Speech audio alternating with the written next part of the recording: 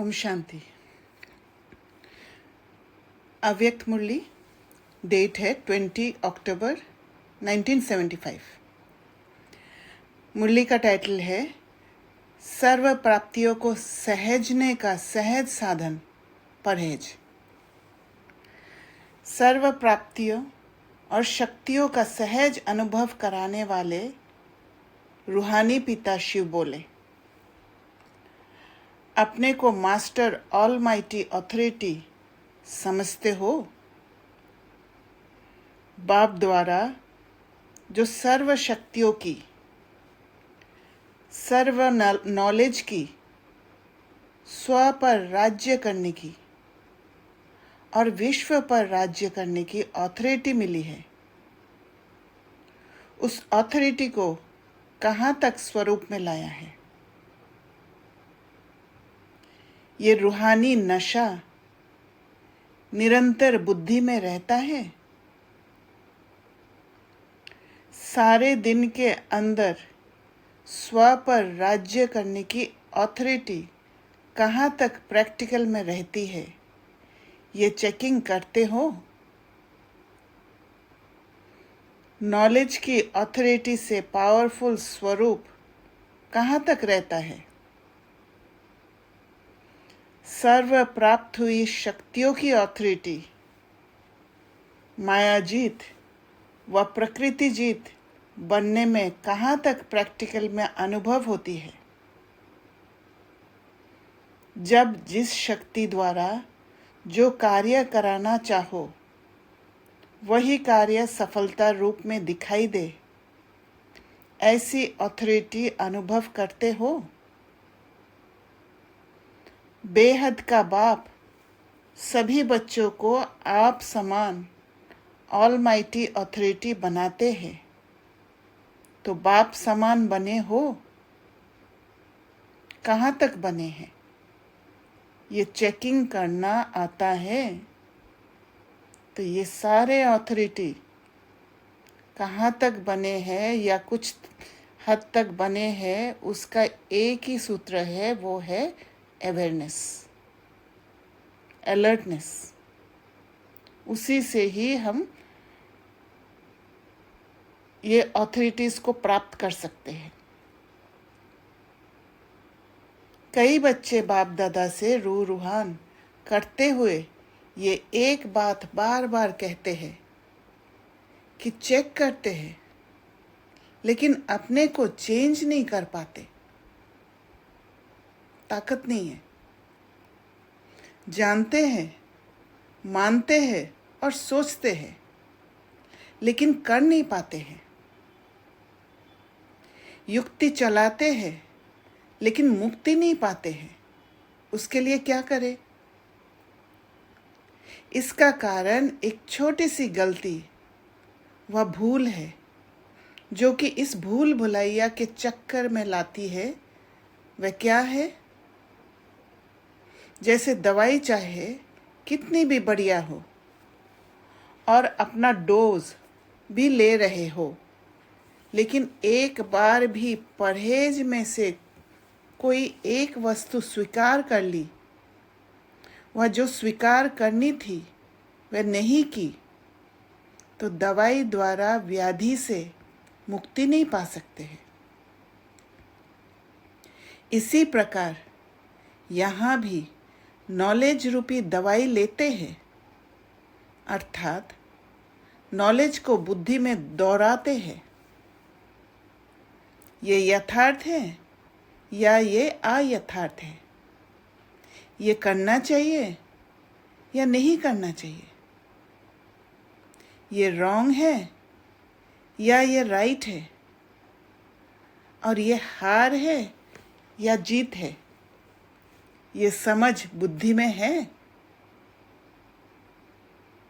अर्थात समय प्रमाण दवाई का डोज ले रहे हैं, रूहान कर रहे हैं, क्लास कर रहे हैं, सेवा कर रहे हैं, और ये सब डोज ले रहे हैं, लेकिन जो पहली परहेज व मर्यादा है, पहली परहेज एक बाप दूसरा ना कोई। क्योंकि जब सिचुएशन सामने आ जाती है, बुद्धि में ज्ञान है, उस समय हम नॉलेजेबल होते हैं। अगर नॉलेज को इम्प्लीमेंट नहीं कर पा रहे तो फिर नॉलेजफुल नहीं होते हैं। बुद्धि में ज्ञान होते हुए भी हमारा बुद्धि सामने वाले जो सिचुएशन में जो आत्मा इन्वॉल्व है उस आत्मा की ओर चली जाती है। इसलिए इस स्मृति में नहीं रहते हैं एक बाप दूसरा ना कोई। इसी स्मृति में और समर्थि में रहना, ये मूल परहेज निरंतर नहीं करते हैं और ही कहीं ना कहीं अपने को ये कहकर धोखे में रखते हैं कि मैं तो हूं ही शिव बाबा का और मेरा है ही कौन। लेकिन प्रैक्टिकल में ऐसा स्मृति स्वरूप हो जो संकल्प में भी एक बाप के सिवाय दूसरा कोई व्यक्ति व वैभव, संबंध, संपर्क व कोई साधन स्मृति में ना आए। सिचुएशन आते ही बुद्धि कहाँ जाती है, उसका अवेयरनेस। या तो जिसने मेरा कंफर्ट जोन को अनकंफर्टेबल बनाया उसके प्रति बुद्धि लगा रहता है, या उस अनकंफर्टेबल जोन को कंफर्ट में ले जाने के लिए कौन मेरा काम आएगा, उस तरफ बुद्धि अटके रहता है। तो प्रैक्टिकल में स्मृति स्वरूप एक बाप दूसरा ना कोई वो होता है कि नहीं, वो अवेयरनेस रखना है। ये है कड़ी अर्थात मुख्य परहेज। क्योंकि जब बाबा के साथ कनेक्टेड रहेंगे तो स्वयं भी अंदर रहेंगे, बाहर की ओर नहीं रहेंगे, और इसलिए वो स्टेबिलिटी मेंटेन होगा, इवननेस ऑफ माइंड रहेगा, जिससे सॉल्यूशन इजीली निकल आएगा और जो सीन भयंकर दिखाई दे रहा है वो इजी हो जाएगा। इस परहेज में अलबेले होने के कारण, मनमत के कारण, वहाँ मनमत आ जाता है। वातावरण के प्रभाव के कारण वातावरण नेगेटिव और उसके इन्फ्लुएंस में आ जाते हैं, या संग दोष के कारण, ऐसा कोई संग है जो उल्टा ज्ञान समझा देते हैं, या ऐसा कोई संग है जो ऐसे महसूस होता है वो मदद करने वाला है। संग दोष के कारण निरंतर नहीं रह सकते। जितना अटेंशन देना चाहिए उतना नहीं देते हैं। अल्पकाल के लिए फुल अटेंशन रखते हैं, फिर धीरे धीरे फुल खत्म हो अटेंशन हो जाता है। मतलब फुल अटेंशन से सिर्फ अटेंशन हो जाता है, कंप्लीट अटेंशन नहीं रहता है। और वो जो पार्ट जहाँ पर अटेंशन नहीं है वहाँ से ही धोखा खा जाते हैं। उसके बाद अटेंशन अनेक प्रकार के टेंशन में चला जाता है। परिस्थितियों व परीक्षाओं वश अटेंशन बदल टेंशन का रूप हो जाता है, क्योंकि स्वयं को छोड़ के बाहर की ओर चले जाते हैं। और जब स्वयं को छोड़ते हैं तो एक बाप दूसरा ना कोई, ये बात भी स्मृति में नहीं रहता है। इसी कारण जैसे स्मृति बदलती जाती है तो समर्थि भी बदलती जाती है, व्यर्थ आ जाता है। ऑलमाइटी ऑथोरिटी के बदले माया के वशीभूत होने के कारण वशीकरण मंत्र काम नहीं करता, अर्थात युक्ति मुक्ति नहीं दिलाती है। और फिर चिल्लाते हैं कि चाहते भी है, फिर क्यों नहीं होता? तो मूल परहेज चाहिए, इस एक बात पर निरंतर अटेंशन रखो।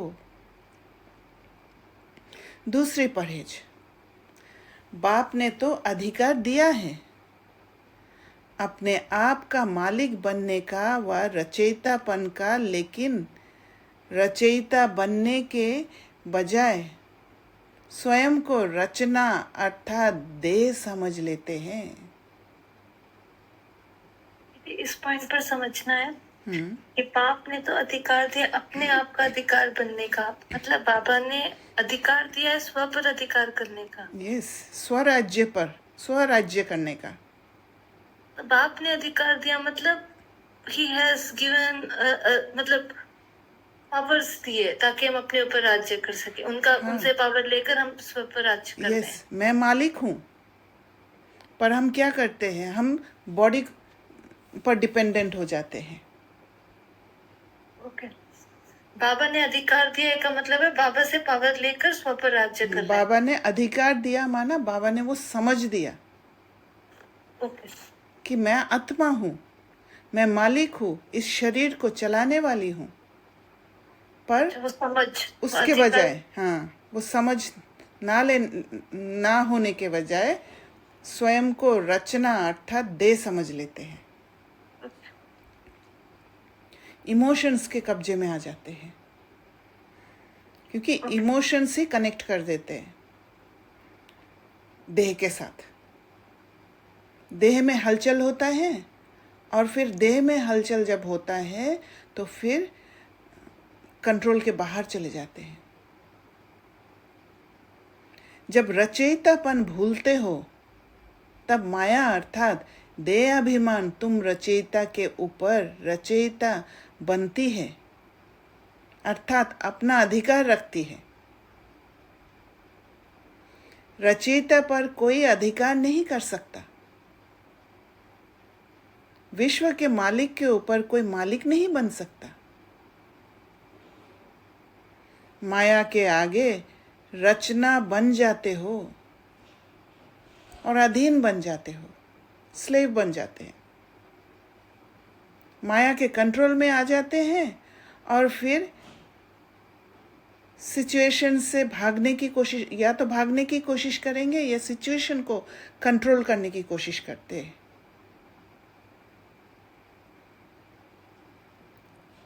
और इसका हाँ, इसमें परहेज किस बात का रखना है?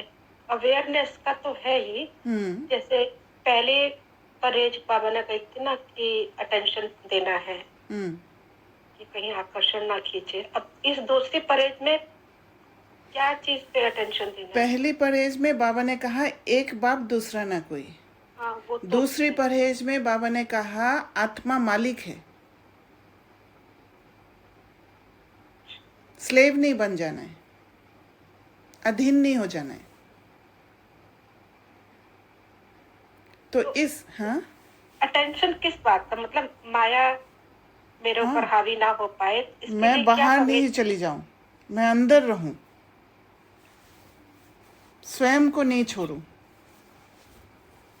अच्छा, मेरी स्थिति पे माया का राज्य ना हो सके। यस, आप बाहर जाएंगे तो माया राज्य कर लेगी,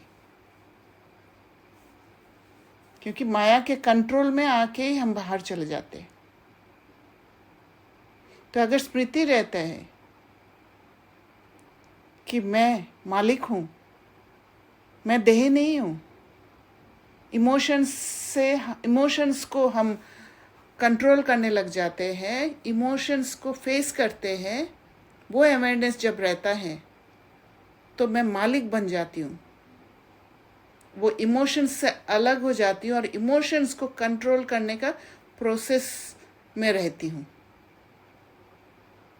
दीदी, हाँ, I have a question. Yes, जब हम आपने ये बोला ना कि अंदर चले जाओ या मैं स्वयं को नहीं छोड़ू, तो इस लाइन का मतलब ये होता है क्या कि जब मैं सिचुएशन में हूँ, मतलब when I am surrounded by so many opposite energies, तो उस टाइम पे मैं ये सोच लेती हूँ कि वो सब मेरे से बहुत ज्यादा पावरफुल है.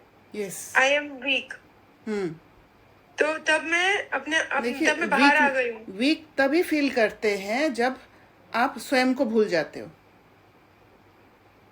क्योंकि when you are in your position तो साथ में पावर्स भी रहता है, आप वीक अनुभव ही नहीं करोगे. अच्छा, तो तब वो सारी एनर्जीज चाहे कितनी भी हो सामने, यस. कितनी भी आत्माएं, उस सेम एनर्जी जो मेरे से बिल्कुल अपोजिट है, उसी के साथ सब वहां पे है, प्रेजेंट है, and they are attacking me, but still I have that much power कि मैं वहां पे अंदर रह सकूं. यस. आपका प्रैक्टिस अगर बहुत अच्छा होगा, you can do that. So I can start practicing from now कि whatever. अच्छा, तो मुझे वहां पे यही करना है जब पेपर आ रहा है, the situation is coming up to on the surface level. तो whatever emotions getting arised in my mind, or if I'm feeling threatened by them, or I'm feeling that I'm weak, they are so negative in their way, the way they are behaving. तो वहां पे मुझे ये देखना है कि I'm facing my emotions. पहला step वो है, राइट? यस, बट इससे भी पहला स्टेप व्हाट आई फील कि आप एक बार इमोशंस को वो भयंकर रूप में देख लोगे ना, फिर वहां से हटना थोड़ा मुश्किल हो जाता है. तो इतना अवेयरनेस रखना है कि सिचुएशन आते ही मेरी स्थिति कहाँ है, मैं घबरा तो नहीं रही हूँ, वहीं पर फर्स्ट स्टेप में ही एक्शन ले लेना है जहाँ पर इजी होगा आपके लिए. तो अच्छा, तो मैं जब जैसे कि मैं अपने क्लास की बात कर रही हूँ, जब स्टूडेंट्स बहुत ज्यादा ट्रबल करते हैं, मतलब दे आर रेडी कि हमें नहीं पढ़ना है, तो हम लोग इस तरह से टीचर को परेशान करेंगे, ठीक है? They all are in one mindset and I am alone. Yes. So, and I'm going there to teach them. So I have something prepared with me and everything. I have that energy. But some days I go with the fear also कि they are going to do the same thing again. तो वो तुरंत मुझे गुस्सा आ जाता है, मैं तुरंत उनको कंट्रोल करती हूँ कि चुप हो जाए वो. Yes, because you are prepared for the fear. अच्छा, I'm prepared for the fear. And even I got a comment कि मैनेजर ये बोल रहा है कि I'm not able to handle the students. क्योंकि मैं किसी पे चिल्लाती या मारती नहीं हूँ, तो they feel that I'm weak. Yeah. तो क्योंकि आप खुद ही अपने आप को वीक मान रहे हो, राइट? हाँ, कभी I started also feeling that I'm weak somewhere. I'm not able to handle the students properly. अब से आप प्रिपेयर होके जाना कि चाहे कैसे भी हो, मुझे मेरा अंदर का स्थिति नहीं हिले, वहां पर मैं फोकस करूंगी. Okay. मेरे अंदर कोई फियर ना आए. मेरे अंदर अगर आपको वो थॉट आया कि फिर से वो चिल्लाएंगे, बात नहीं मानेंगे, तो फिर आप ये प्रिपेयर होके जाना, ये परिस्थिति जो है, ये परिस्थिति मुझे लर्निंग देने आया है और मुझे ये ट्रेनिंग देने आया है कि ऐसे परिस्थिति में भी मैं कैसे अंदर अपने साथ रह सकती हूँ. This is a good thought. Yes. तो ये जब लेके ये पुरुषार्थ करो. हाँ, तो वो मुझे ये सिखाने के लिए बाबा ने वहां भेजा है कि एक्सट्रीम में भी मैं कैसे अपना साथ ना छोड़ूं. क्योंकि वहां पे अपना साथ, जैसे घर पे या बाकी सब सिचुएशन में मैं अपने साथ रहती हूँ, लेकिन वहां जाके ही अपना साथ छोड़ देती हूँ. घर पे तो आपका एनर्जी है. हाँ, मतलब रिलेटेड जो भी इंटरेक्शंस होते हैं, वहां पे I can stand for myself, I can be with myself. Yes. But वहाँ पे I can't be with myself.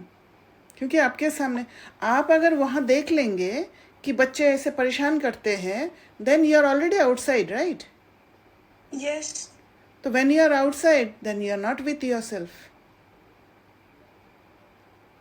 I'm focusing there, that means I'm outside. Yes. तो इसी कारण से आप फंस जाते हो उसमें. तो प्रिपेयर होके जाना, चाहे कितना भी कुछ भी हो, मैं अंदर मेरे इमोशंस को देखूंगी और उस पर काम करूंगी. तो मुझे वहां पे उन बच्चों को देखना ही नहीं है कि वो ये कर रही है, इसको ऐसे ठीक करूँ, उसको ऐसे ठीक करूँ. जरूरत ही नहीं है, ठीक करने की जरूरत नहीं है. ठीक करने जाएंगे तो फिर you will lose yourself. Oh yes. Okay, so I got it. So I go with the preparation in my mind कि मुझे चाहे कितना भी extreme हो, मुझे ये सीखना है कि मैं अपने साथ कैसे रहती हूँ यहाँ पे. Yes. This is the very good thought, yeah. So this mindset should be first. It should be prepared in my mind, and then I should enter the class. Correct. Instead of the thought कि they are going to again threaten me, so I go with a lot of control वाली energy, you know. This way I have to control them. हाँ, वहां से ही आप बाहर निकल जाते हो. और फिर वहां पे वैलिडेशन का भी फियर होता है. यू वांट वैलिडेशन फ्रॉम वो तो आएगा, ये सारा कुछ आएगा फिर, because you are already outside.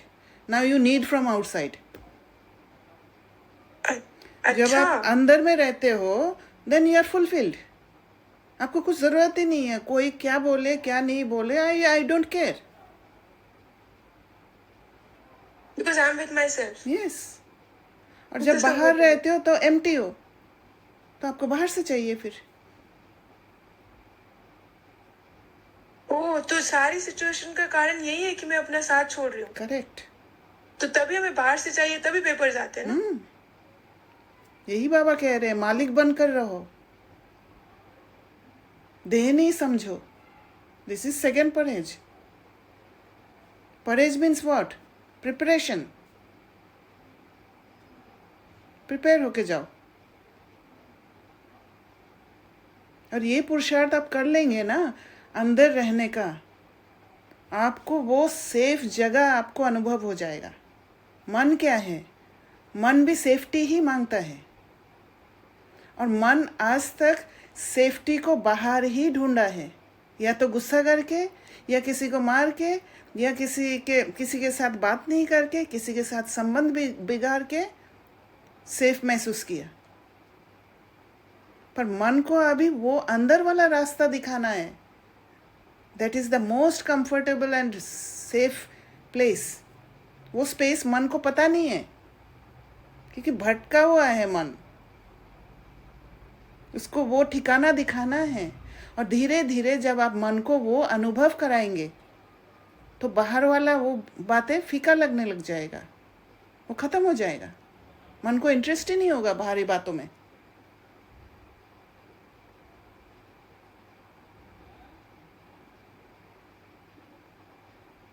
Right.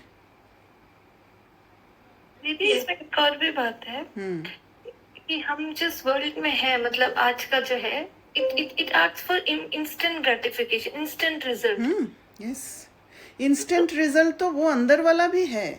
Exactly. But मन को वो हैबिट नहीं. मन didn't take the test of inner joy. Inner joy. और ऑल्सो जो रिजल्ट है उसको वो उसी को वो सफलता के रूप में वो कर रहा है कि जैसे सब शांत हो जाए तो दैट इज सफलता. जैसे यहाँ अंदर शांत होता है और उसका रिजल्ट जब मिलता है हमें, वो संतुष्टि जब वो आती है एक्चुअल मी को, और बाहर के रिजल्ट से जब मैं प्रभाव होना बंद हो जाती हूँ बाहर के chaos से, so automatically that goes in out also, and then that also starts settling down. Yes. Because वो पेपर आया ही उस पर्पस के लिए है कि मैं अंदर जाऊं. और क्योंकि मैंने वही एक्टिविटी किया जो कि मुझे सीन ने चाहा, मतलब scene required me to do, so that result will also come, maybe first, this and second. So then like मेरा रिजल्ट देखने का भी जो पर्सपेक्टिव है वो भी उस तरह चला जाएगा. मतलब because as everyone sees outside, so I am also preparing for outside result. Correct. Initially. अब मैं जो inside वाला result देखती हूँ तो then the inside result starts speaking louder. देखिए कारण क्या है, जैसे मानसी बहन ने एग्जाम्पल दिया है, क्लास में जाने से पहले क्या है कि उस समय बॉडी जब क्लास के और आगे बढ़ता है तो सारे कर्मेंद्रियां रेडी हो जाता है कि यही चीज़ दिखने वाला है. बच्चे परेशान करेंगे, बच्चे चिल्लाएंगे, तो ये अनुभव हो चुका है मानसी बहन को आँख से, कान से. And it is real which you are seeing. वो एकदम जो 3D शो है वो 3D शो है, उसको डिनाई नहीं कर सकते हैं. पर वो 3D शो होते हुए भी अंदर में पुरुषार्थ करना, क्योंकि इक्वेशन ही वो है। जब आप खुद धारण करोगे तब आप दूसरों को धारण करा सकोगे। बाबा ने ये बात कहा, पहले खुद धारण करो। तो मैं अगर अशांत हूँ, मैं दूसरों को शांत होने के लिए कंट्रोल कैसे कर सकती हूँ, कुछ उसका उपाय कैसे दे सकती हूँ किसी और को? तो सबसे पहले मैं अंदर में शांत रहूं, मेरे अंदर हलचल ना हो, then it will be effective outside.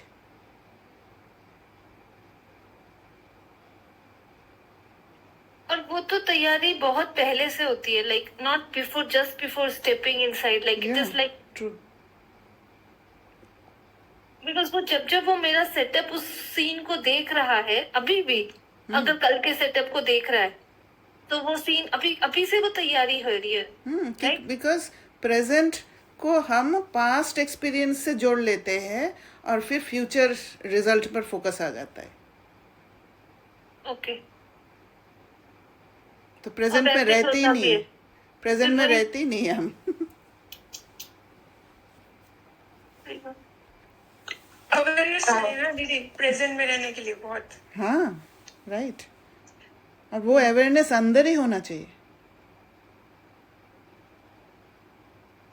दीदी मुझे भी एक एक्सपीरियंस शेयर करना है। हाँ, बोलिए। तो जैसे आपको बताया था कि आज इंटरव्यू था मेरा, तो उससे पहले मैं बहुत डर रही थी, बार बार वो सिचुएशन को इमेजिन करके, मतलब वो जो प्रैक्टिस हो रहा था वो डर वाला प्रैक्टिस हो रहा था। But then I connected with you और फिर आपने मुझे कुछ अलग पर्सपेक्टिव दिया उसके लिए। तो देन व्हेनेवर मेरे दिमाग में वो इंटरव्यू का टाइम भी आ रहा था, तो मैं खुद को वो प्रैक्टिस कर रही थी कि नहीं, I will go through this, I am going to face this. तो उस वजह से जब मैं बार बार उस चीज को प्रैक्टिस कर रही थी, तो इंटरव्यू के पहले वो थोड़ा प्रोसेस इजी हो गया। क्योंकि नहीं तो earlier I used to get very scared और मेरे को एकदम मैं बहुत ज्यादा नर्वस हो जाती थी। But this time it was completely different, because 2-3 दिन पहले ही पता चला कि इंटरव्यू है। तो 2-3 दिन जब भी वो सिचुएशन आ रही थी, तो जो मेरे मन में डर था, मैं उसको पहले धीरे धीरे प्रैक्टिस कर रही थी। लाइक कोई भी सिचुएशन में बैठे और अचानक से याद आ रहा है कि हाँ इंटरव्यू है, तो उसको बार बार प्रैक्टिस करने से उसमें आज थोड़ा हेल्प हुआ कि I was able to answer. So that's how it help me a lot. Yes, very nice. तो आपने किया क्या? जैसे आप इंटरव्यू का डर होता था, आप बाहर चले जाते थे और फिर आपने, मैंने जैसे बोला, आपने फिर वहां से अपने आप को विड्रॉ किया, अंदर गए, अंदर जाके वो जो आपके पावर्स है, जैसे अंदर गए वो पावर्स एक्टिवेट किया, ये कह के कि मैं फेस करूंगी, आज चाहे कुछ भी होगा मैं घबराऊंगी नहीं। तो वो तभी, वो समर्थी तभी आता है जब आप मालिक बनते हो। देह समझ लेते हैं तो फिर इंटरव्यू से डर लग जाता है, राइट? यस। तो बार बार आपने अपने आप को शिफ्ट किया अंदर। जैसे ही वो डर भी आ रहा था, तो पहले उसको मेंटली माइंड में पहले शिफ्ट किया, फिर वो रियलिटी में शिफ्ट हुआ। यस। तो यही परहेज बाबा बता रहे।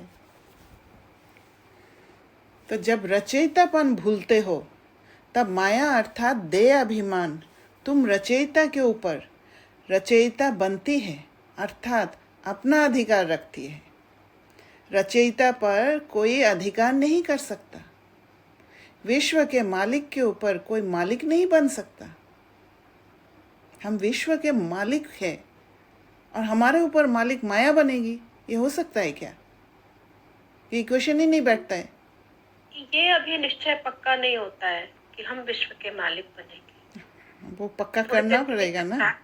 इतना मेहनत कर रहे हैं, इतना असंभव को संभव कर रहे हैं, पूरा विश्व को हम बदलने वाले आत्माएं हैं, तो मालिक तो होंगे ना। और जो भगवान ने हमें चुना है कि सारे बातों को बैठ के सोचना है। जब सोचेंगे ना, तब धीरे धीरे वो हिंट्स आपके अंदर आ जाएगा जिसके द्वारा आपको एक लिंक मिल जाएगा कि हाँ, मैं विश्व के मालिक बन सकती हूँ।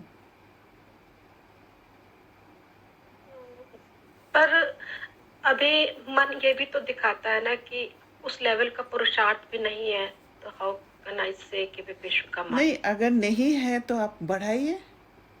जब आपको दिख रहा है कि उस लेवल का पुरुषार्थ मैं नहीं कर रही हूँ, तो आपको करना पड़ेगा ना। और जब आप करने के लिए आगे बढ़ेंगे, तब आपको जब सफलता मिलेगा, तब आपका वो फेथ जागेगा खुद के प्रति।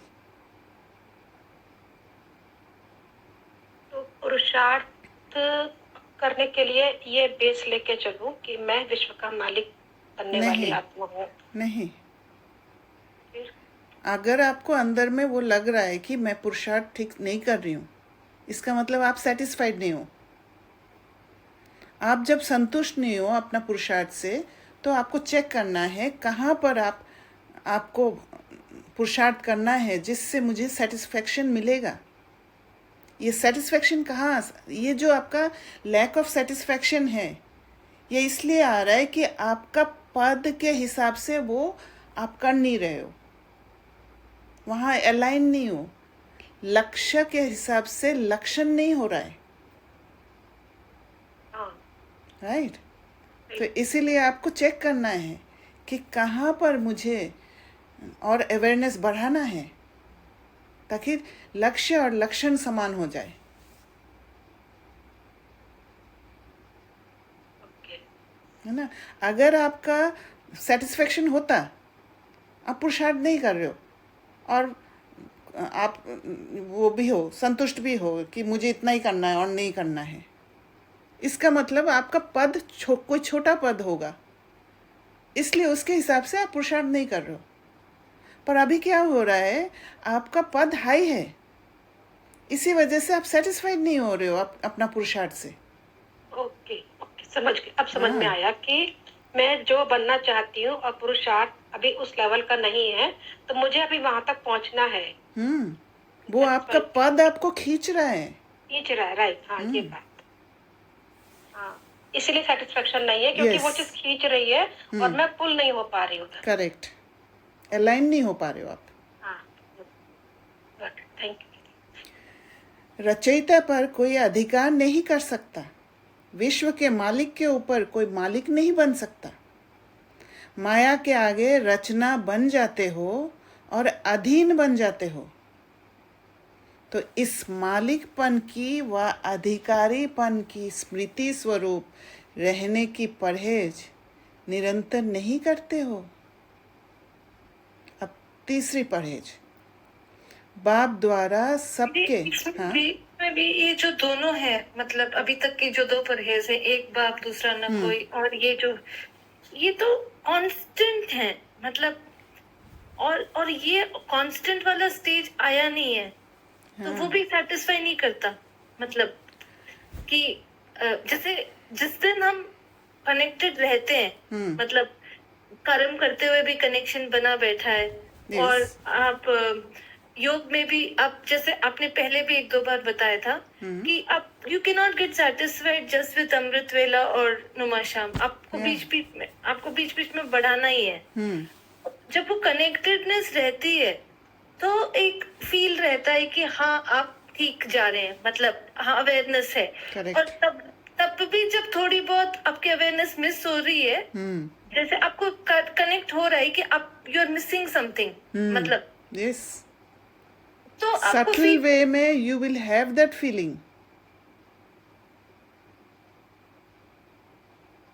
तो ये सब एक इंडिकेशन है आपकी, जैसे टोटल कॉन्शियसनेस का जो टॉप मोस्ट स्टेज होगा हमारा, हम सबका अपना अपना, उसमें हम सबकी अवेयरनेस फुल ऑन होगी, लाइक हाउ, और वो पूरा कन्वर्ट हो गया होगा एक संस्कार के रूप में। अभी जैसे ला रहे हैं वो एक संस्कार बन जाए। यस, वो अप्रोच है ना। वो कंसेप्ट हमारा, बाबा का जो कंसेप्ट, बाबा जो कंसेप्ट दे रहे, वो कंसेप्ट हमारा लाइफस्टाइल बन जाए। ओके। अभी तीसरी परहेज, बाप द्वारा सबके ट्रस्टी बने हो। इस तन के भी ट्रस्टी हो, मन अर्थात संकल्प के भी ट्रस्टी, लौकिक व अलौकिक जो प्रवृत्ति मिली है उसमें भी ट्रस्टी हो, लेकिन ट्रस्टी के बजाय गृहस्थी बन जाते हो, रिस्पॉन्सिबिलिटीज ले लेते हैं। गृहस्थी की दुर्दशा का मॉडल आप बनाते हो। कौन सा मॉडल बनाते हो? जो सभी तरफ से खींचा रहता है। दीदी आपने बोला कि रिस्पॉन्सिबिलिटी ले लेते हो, वो आपने किस सेंस कॉन्टेक्स्ट में बोला? जैसे ये तो मुझे करना ही पड़ेगा, मैं नहीं करूँगी तो कौन करेगा, ये मेरा रिस्पॉन्सिबिलिटी है। एक ये वाला है, ये है देह भान में आके रिस्पॉन्सिबिलिटी लेना, गृहस्थी। मैं ही इस फैमिली का हेड हूँ, मुझे सब कुछ करना पड़ेगा, मैं अपने रिस्पॉन्सिबिलिटी से थोड़ी भाग सकती हूँ, ये गृहस्थी है। पर आप ट्रस्टी बनकर खुद को नहीं छोड़कर जब आप रिस्पॉन्सिबिलिटी लेते हो तो फिर वो ट्रस्टी है।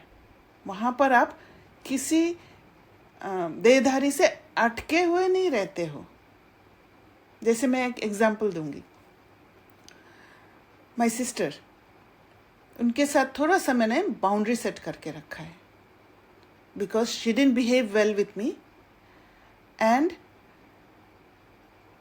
वो मेरा जो फ़ोन पे बात होता है वो फ़ोन रिकॉर्ड करती है और रिकॉर्ड करके पापा को शेयर करती है जो भी बात हुआ। But I was nothing, I didn't tell her anything wrong. तो ये बिहेवियर के कारण मैंने बात करना बंद कर दिया। बट कुछ दिन पहले वो हॉस्पिटल में एडमिट हुई, और जब एडमिट हुई तो पापा ने मुझे बताया, because they take everything as serious. Hospital में एडमिट होना माना सीरियस है। तो हॉस्पिटल में एडमिट जब हुई तो फिर पापा ने मुझे बताया कि तू तैयार रहना, अभी ऐसे बात नहीं करके रहने से, दूर रहने से नहीं चलेगा, बहन है, तुझे जाना भी पड़ सकता है।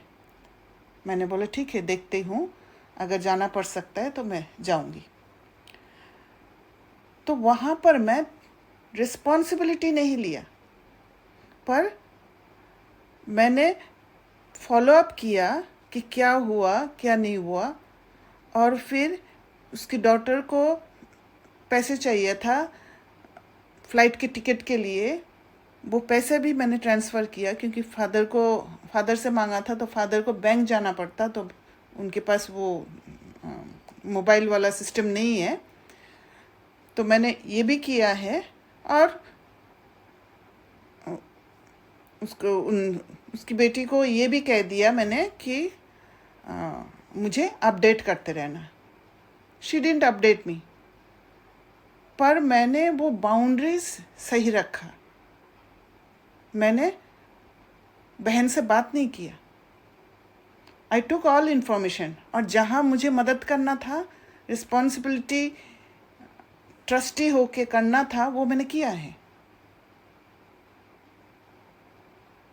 वो डिफरेंस पता चल रहा है गृहस्थी और ट्रस्टी बनने का। दीदी मुझे इतना जानना, एक चीज पूछना है, आप पूछ ले मानसी बहन, तेने वाला। हाँ मैं सिर्फ क्लियर कर रही हूँ जो मैं समझी। मुझे ये लग रहा है कि जब आप गृहस्थी बन रहे हो तो you take responsibility and at the same time you are alone, you feel alone.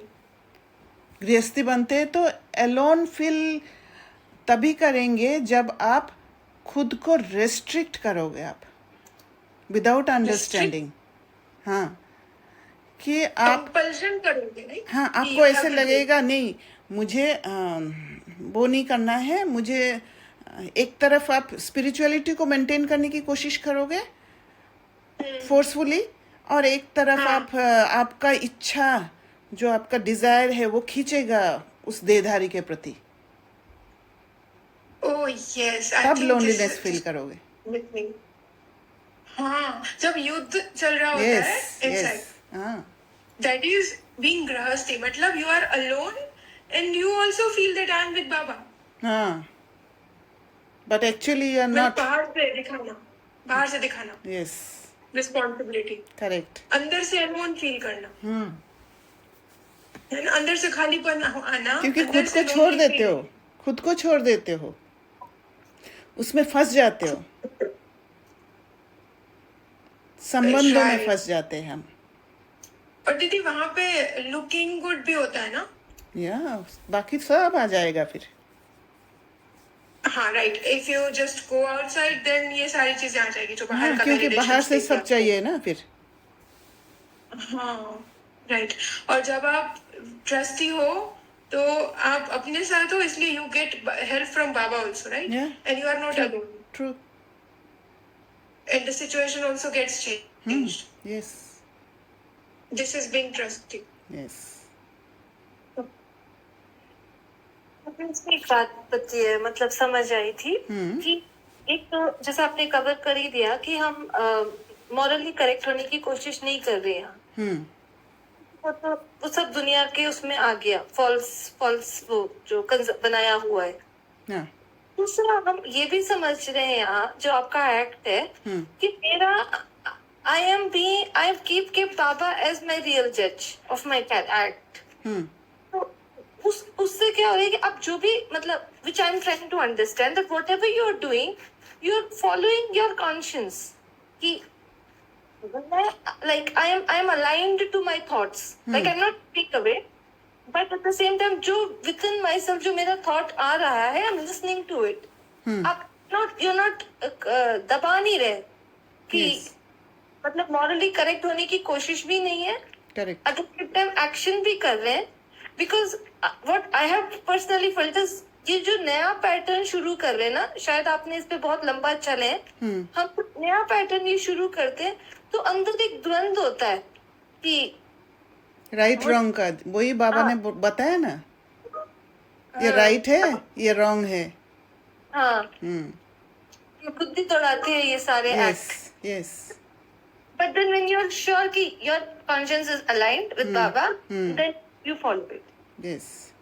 इसीलिए सबसे पहले कोई भी कार्य करने से पहले सबसे पहले ध्यान स्वयं प्रति जाना चाहिए. मेरा स्थिति सही रहेगा, then I can help anyone. तो फोकस फर्स्ट खुद की स्थिति पर होना चाहिए. प्रायोरिटी मैं पहले, मैं हिल के दूसरे को हेल्प करने नहीं जाना है मुझे.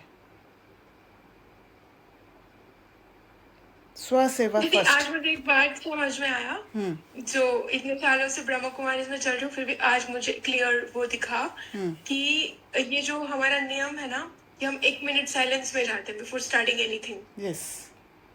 उसमें हम एक्चुअली क्या करना चाहिए, that is preparing the self to be inside, correct. in the karma that we are going to do.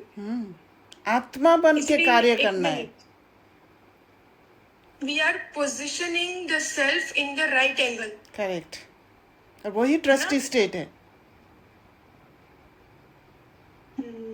इसीलिए 1 minute silence has that much power. Right. कि बीच बीच में when you are doing that, you are positioning yourself back to inside.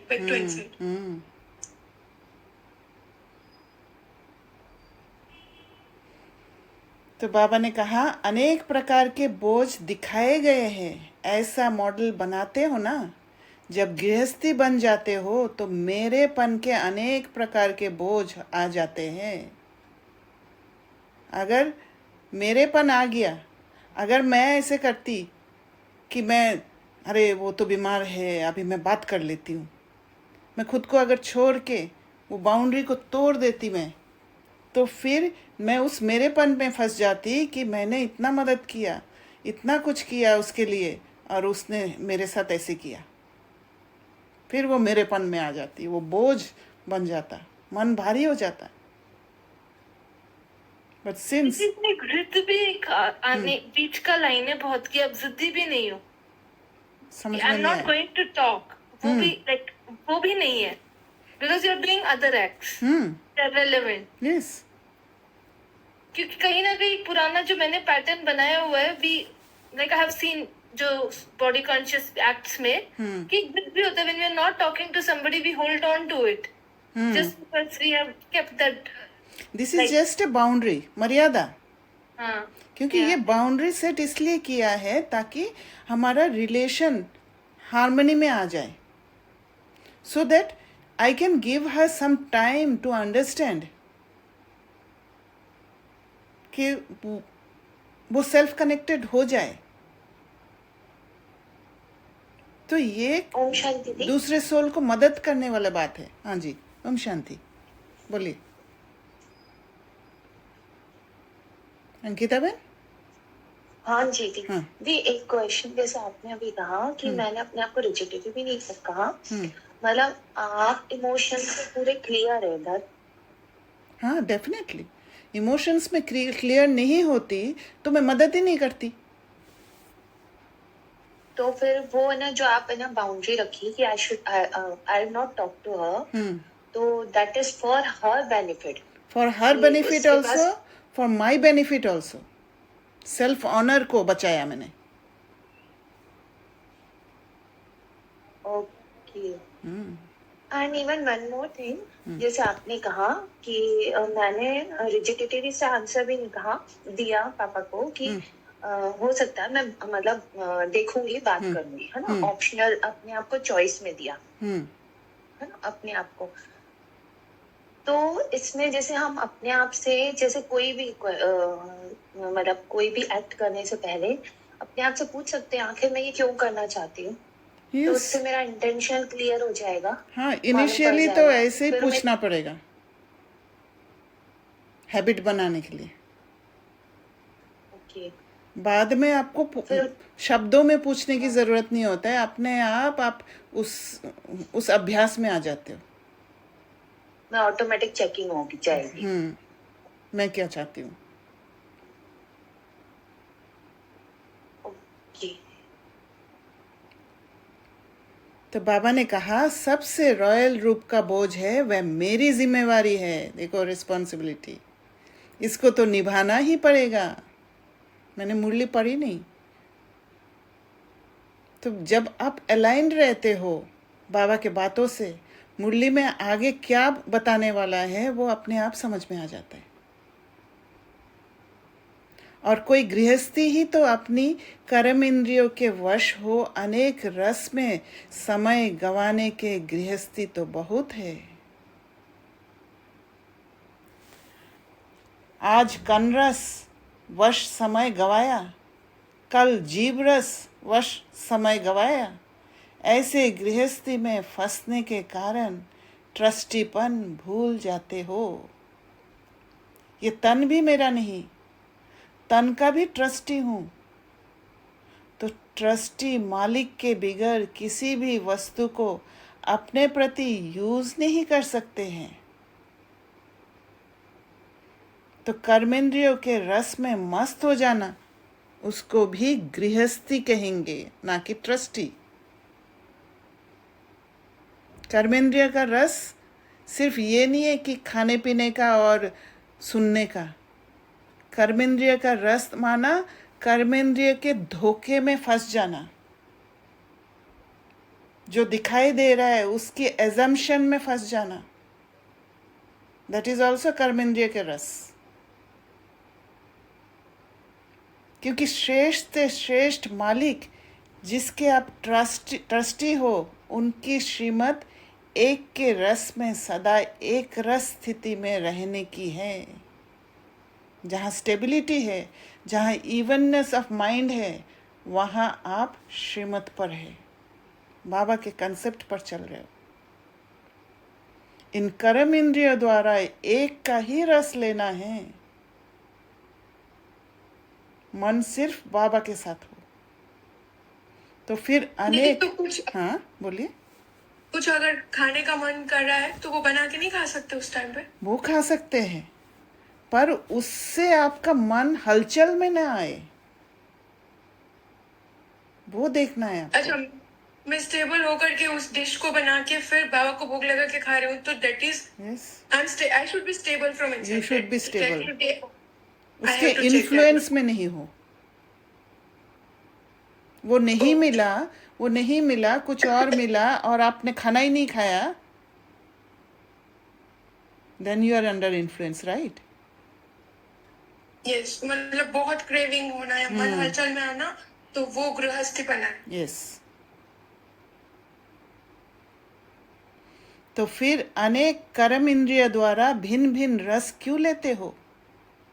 तो लौकिक व अलौकिक प्रवृत्ति में गृहस्थी बन जाते हो।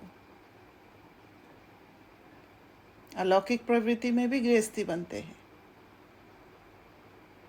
इसलिए अनेक प्रकार के बोझ, जिसके लिए बाप डायरेक्शन देते हैं कि सब मेरे को दे दो, वह बोझ कार्य ही अपने ऊपर उठाए।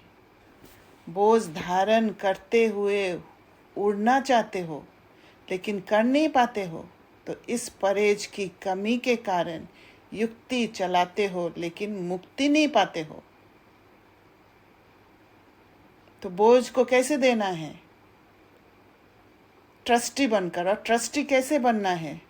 मिले तो ठीक, नहीं मिले तो कोई बात नहीं। Prepared for both, neutral state. जब वो स्टेट में आ जाते हो तब आप बोझ बाबा को दे देते हो। बोझ वो होता है, मुझे चाहिए चाहिए, यही चाहिए यही चाहिए, कैसे भी करके मुझे चाहिए, और and we are running after it. युक्ति लगा रहे कि ऐसे करने से ये मतलब, उसको बोलने से वो लाके देगा और ऐसे करेगा। तो जब हम लेट गो कर देते, बोझ बाबा को दे देते हैं, खुद न्यूट्रल हो जाते हैं, तब वो ऑटोमेटिक आ जाता है, क्योंकि उस समय मुक्ति वाला स्टेट में होते हैं। युक्ति चलाना नहीं पड़ता है। बाप दादा को भी ऐसे बच्चों पर तरस पड़ता है। मास्टर सागर और एक अंजलि के प्यासे हैं, अर्थात योग और ज्ञान द्वारा जो अनुभव की प्राप्ति होती है, उस अनुभव की अंजलि के प्यासे हैं। इसलिए आप परहेज को अपनाओ तो सर्व प्राप्तियां सदा अनुभव हो। और जब अंदर फुलफिल स्टेट में है, सारा प्राप्ति है। अभी ये जो खाने के पीछे हम अगर भागते हैं, अगर खाने में अगर बुद्धि लगा रहता है, बोझ फील होता है, तो इसका मतलब अंदर फुलफिलमेंट नहीं है। इसलिए खाने का टेस्ट से जो फुलफिलमेंट, थोड़ा समय अल्पकाल का फुलफिलमेंट मिलता है, उसके पीछे भागते हैं। पर जब हम अंदर रहते हैं, वो फुलफिल स्टेज में होते हैं, तो फिर बाहर से ज़रूरत नहीं है, फुलफिल्ड है। और बाहर से ज़रूरत नहीं है पर मिलेगा,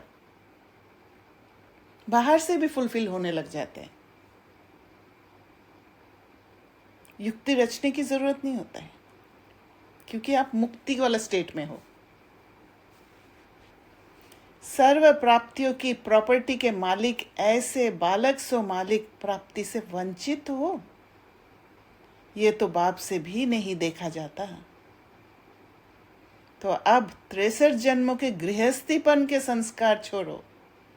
63 जन्म गृहस्थीपन ही किया है हमने, और ये एक संस्कार बन गया, हैबिट बन गया। इसलिए वो ऑटोमेटिक वो वाला जो पास्ट एक्सपीरियंस का जो एक स्मृति, टेस्ट का स्मृति, वो खींचता है। उसको कमज़ोर करना है, धीरे धीरे उसको फेड आउट करना है, अंदर वाला अनुभव को बढ़ा के मन को इस रास्ता दिखा देना है, अंदर का रास्ता, कि देखो मन, अंदर में और भी टेस्टी चीज़ है। तन के और मन के ट्रस्टी बनो। सब बाप की जिम्मेवारी है, मेरी जिम्मेवारी नहीं। इस स्मृति से हल्के बन जाओ। जब जिम्मेवारी बाप को देते हैं, जब हल्के स्टेट में रहते हैं, तो ऑटोमेटिक टचिंग होता है, मुझे नेक्स्ट क्या करना है। करना हमें ही है, पर एक्यूरेट कार्य करेंगे। हल्के होके, तो फिर जो सोचेंगे वही होगा, अर्थात हाई जंप लगाएंगे। तो ये रोना चिल्लाना रूहान में परिवर्तन हो जाएगा, कंप्लेन नहीं जाएगा बाबा के पास। रूहान द्वारा रूहों में राहत भर सकेंगे।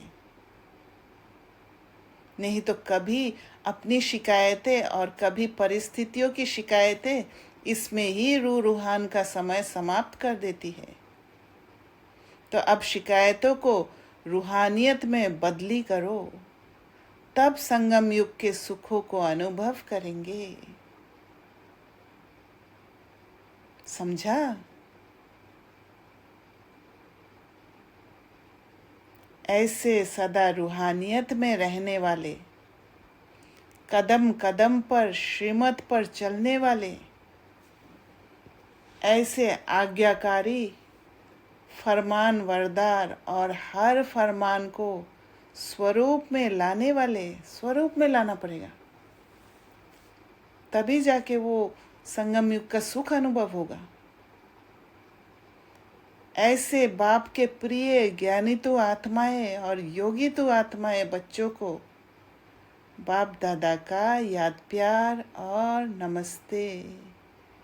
ऐसे मीठे प्यारे बाप दादा को हम बच्चों का याद प्यार और नमस्ते। अच्छा, ओम शांति।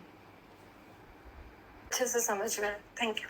ओके, कोई और थैंक यू दीदी, क्वेश्चन? बहुत सारी बातें क्लियर हो गई आज। अच्छा, थैंक यू।